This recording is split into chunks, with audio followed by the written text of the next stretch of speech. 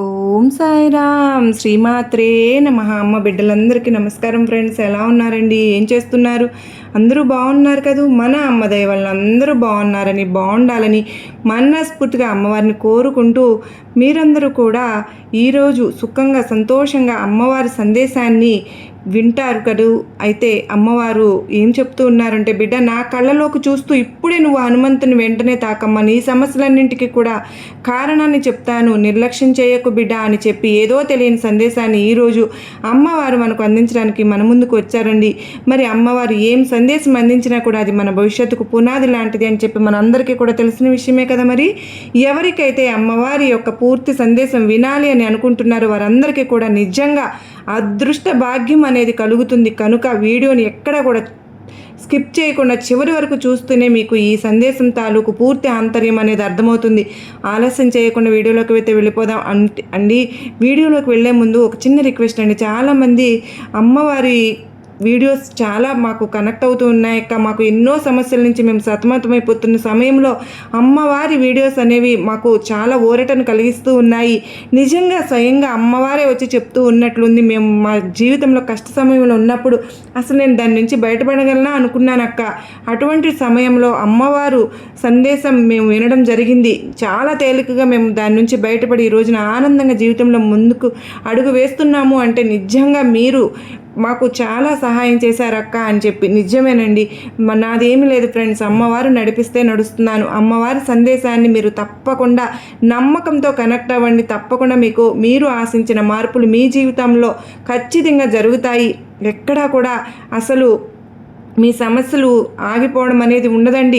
మీకు చక్కగా పరిష్కారాన్ని అమ్మవారు చూపిస్తూ ఉంటారు. తప్పకుండా మీ సమస్యలు ఏదైనా సరే కామెంట్ సెక్షన్లో షేర్ చేయండి. నేను అమ్మవారి గుడికి వెళ్ళినప్పుడు తప్పకుండా మీ పేరున అర్చనది చేయించుతాను. తప్పకుండా ఇప్పుడు అమ్మవారు చెప్పింది జరుగుతుంది అన్న నమ్మకంతో కనెక్ట్ అవుతున్నారు కదా. ఇక అమ్మవారి సందేశం తెలుసుకుందామా. మరి బిడ్డ, నువ్వు నా కళ్ళలోకి చూడమ్మా. నా కళ్ళలోకి చూసి అలాగే నా కళ్ళని 2 నిమిషాలు గమనించు. నీ జీవితం మొత్తం కూడా నా కళ్ళలో నీకు కనిపిస్తూ ఉంటుంది.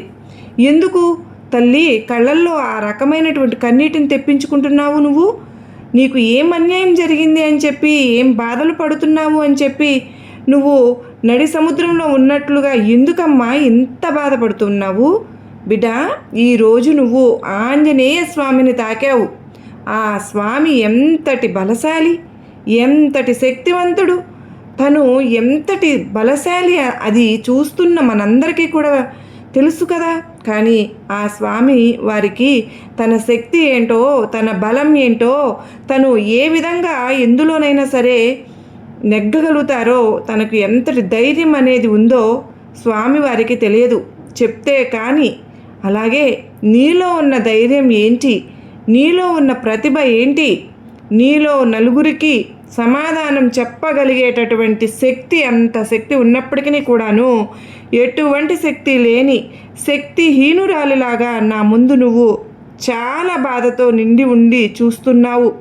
బిడ్డ, ఏం పర్వాలేదు. ఎందుకో తెలుసా, ఒక తల్లి ముందు తన బిడ్డ దుర్గమ్మ నాకు ఈ సహాయం చెయ్యి తల్లి అని చెప్పి నోరారా అడిగినప్పుడు ఆ తల్లి తన బిడ్డకు సహాయం చేయడానికి కొంచెం కానీ ఆలోచిస్తుందా చెప్పు? ఒక్కసారి చెప్పు తల్లి. అలాగే ఈ తల్లి ఉన్నంతకాలం నీకు ఎటువంటి దిగులు లేకుండా నేను చేస్తాను బిడ్డ. నువ్వు నడి సముద్రంలో ఉన్నట్లుగా ఎందుకు ఇంత బాధపడుతున్నావు? అసలు ఈ సముద్రంలో నేను మునిగిపోతానేమో, నన్ను కాపాడడానికి ఇక్కడ ఎవ్వరూ లేరు. అయ్యో, ఈ నీటి సాంద్రతకు, ఈ నీటి శక్తికి ప్రాణం కూడా పోతుంది. అయినా కానీ నన్ను పాపం అని అనేవాళ్లే లేరు అన్నట్లుగా బాధపడుతూ ఉన్నావు.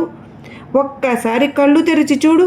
నువ్వు ఉంది నడి సముద్రంలో కాదు తల్లి, నట్టింట్లో నీ చుట్టుపక్కల ఎటువంటి అలలు లేవమ్మా. ఎటువంటి నీకు హాని చేసే జీవులు కూడా లేరు. నువ్వు ఒక్కదానివే ఒంటరిగా ఉన్నావు. కానీ నీ మనసులో రకరకాలైనటువంటి ఆలోచనలు, రకరకాలైనటువంటి ప్రశ్నలు, ఎన్నో అనుమానాలు, ఇన్ని రకాలైనటువంటి సమస్యలను కూడా నీ మనసులో నువ్వు ఉంచుకుని నన్నెందుకు నిందిస్తున్నావు తల్లి? ఏ సమస్యకైనా సరే కానీ మూలం నీ మనసు నుంచే మొదలవుతుంది. నువ్వు మనసులో నాకు సమస్య లేదు, నాకు ఏ సమస్య వచ్చినా కూడా చాలా సునాయాసంగా ఆ సమస్య నుంచి నేను బయటపడగలను, నన్ను ఎవ్వరు కూడా ఏమీ చేయలేరు అనే ధైర్యం అనేది నీలో ఉంటే ఏ సమస్య అయినా సరే నీ యొక్క కాలి గోటికి కూడా తాకలేదు అన్న విషయాన్ని గుర్తుపెట్టుకో. బిడ్డ, నీకు ఈరోజు ఇవన్నీ కూడా చెప్పడానికి కారణం ఏంటి అంటే గనుక నువ్వు నీలో ఉన్న శక్తిని మరచిపోయావు, నువ్వు నీలో ఉన్న సంకల్పాన్ని మరచిపోయావు. అసలు నువ్వు పుట్టిందే బాధలు పడడానికి అన్నట్లుగా నీ జీవితం మొత్తాన్ని కూడా కన్నీటికి అంకితం చేసేస్తున్నావు. ఎందుకు?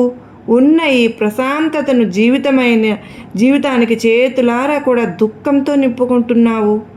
తల్లి, వద్దమ్మా, మనసుని ప్రశాంతంగా ఉంచుకో. ఒక తెల్లని కాగితం ఎంత చక్కగా ఉంటుందో, ఎంత నిర్మలంగా ఉంటుందో, ఎంత ప్రశాంతంగా ఉంటుందో, అదే కాగితం మీద నువ్వు పిచ్చి పిచ్చి గీతలను గీసి పిచ్చి పిచ్చి రాతలను రాసి ఆ కాగితాన్ని నలిపి పడేసేసి ఒక డస్ట్బిన్లో పడేసినట్లుగా మనసును నువ్వు పాడు చేసుకోవద్దు బిడ్డా. ఆ తెల్లటి కాగితాన్ని అలాగే ఉంచుకో. ఏ మచ్చ, ఏ మరక కూడా అంటనివ్వకు. ఏ యొక్క చెడు శక్తి నీ కంటి యొక్క తెల్లటి కాగితం మీద పడనివ్వకు. ఇక్కడ తెల్లటి కాగితం అంటే నీ మనసమ్మా. నీ మనసుని శుద్ధిగా ఉంచుకోవడం కేవలం నీ ఆలోచనలతోనే మొదలవుతుంది బిడ్డ. కష్టాలు అనేవి ప్రతి మనిషికి కూడా ఉంటాయమ్మా. సాక్షాత్తు భగవంతుడైన శ్రీరాముడు ఎన్ని కష్టాలు పడ్డాడు చెప్పు. సాక్షాత్తు ఆ సీతమ్మ తల్లి ఎంత నరకాన్ని చూసింది. ఎంతో ధనవంతుడైన రాముల వారు చివరకు అడవులలో వనవాసం చేయాల్సి వచ్చింది కదూ. ఆ తల్లిని ఆ శ్రీరాముడు అనుమానించారు అని చెప్పి తను అగ్నికి అంటే భూదేవిలోకి కలిసిపోయింది కదా. భూదేవిలో అనింతటి కష్టాలు భగవంతుడే అనుభవించినప్పుడు మానవ మాతృరాలివి నువ్వెంత చెప్పు. ఒక్కసారి నువ్వు ఆలోచించుకో. ఏ కష్టాన్నైనా, ఏ నష్టాన్నైనా, ఏ దుఃఖాన్నైనా పూర్తిగా తొలగించుకునే శక్తి అనేది నీలో దాగి ఉంది బిడ్డ. ఆ శక్తి అనేది నీకు మాత్రమే తెలుస్తుంది, కానీ ఆ శక్తి నీలో లేనట్లుగా నువ్వు ఉంటూ ఉన్నావు. నీలో ఉన్న శక్తిని నువ్వే గుర్తించడం లేదు. నీ మనసుని ధైర్యంగా మలచుకో. ఈ సృష్టిలో ఒక్క ధైర్యం అనేది మనిషి దగ్గర ఉంటే చాలు, ఎటువంటి కీడు ఆ మనిషిని తాకలేదు అని చెప్పి నువ్వు గుర్తు పెట్టుకో. సుఖాన్నైనా, సంతోషాన్నైనా, దుఃఖాన్నైనా, బాధనైనా సరే, కానీ అన్నింటినీ కూడా సమానంగా నువ్వు తీసుకో. మనసులో ఎటువంటి ఈర్ష్య, అసూయలను రానివ్వకు తల్లి. నువ్వు ఆ శక్తివంతుడైన హనుమంతుని రోజు తాకావమ్మా. అయితే ఆ హనుమంతుడే నీ యొక్క సమస్యలన్నింటికీ కూడా పరిష్కారాన్ని చెప్తారు. ఈరోజు హనుమంతుల వారి మాట ఏంటి అంటే, నీ సమస్యలన్నింటికీ కూడా ప్రధాన కారణం నీ మనసే. నీ మనసు ఆలోచించే దాన్ని బట్టే నీ జీవితం ఆధారపడి ఉంటుంది. ఆ మనసును నువ్వు సంతోషంగా మార్చుకుంటే నీ జీవితం కూడా సంతోషంతో నిండిపోతుంది. ఆ మనసుని నువ్వు ధైర్యంగా మలుచుకుంటే నీ జీవితంలో నిన్ను ఎవరు కూడా నిన్ను వచ్చి తాకటానికి కూడా భయపడిపోతారు బిడా. ఈరోజు చక్కగా నువ్వు హనుమంతుని తాకావు. నువ్వు ఎంత మంచి రోజమ్మా ఈరోజు. నువ్వు ఈరోజు ఈ చిన్న పని గనక నువ్వు చేసుకున్నావు అంటే నీ కష్టాల నుంచి బయటపడిపోతావు. ఆ ఆంజనేయ స్వామి యొక్క అభయం అనేది నీకు దొరుకుతుంది. ఇక ఆంజనేయ స్వామి అభయం అనేది నీకు దొరికిన తరువాత నీ జీవితంలో ఎటువంటి బాధలు ఉండవు అన్న విషయాన్ని నువ్వు గుర్తుపెట్టుకో.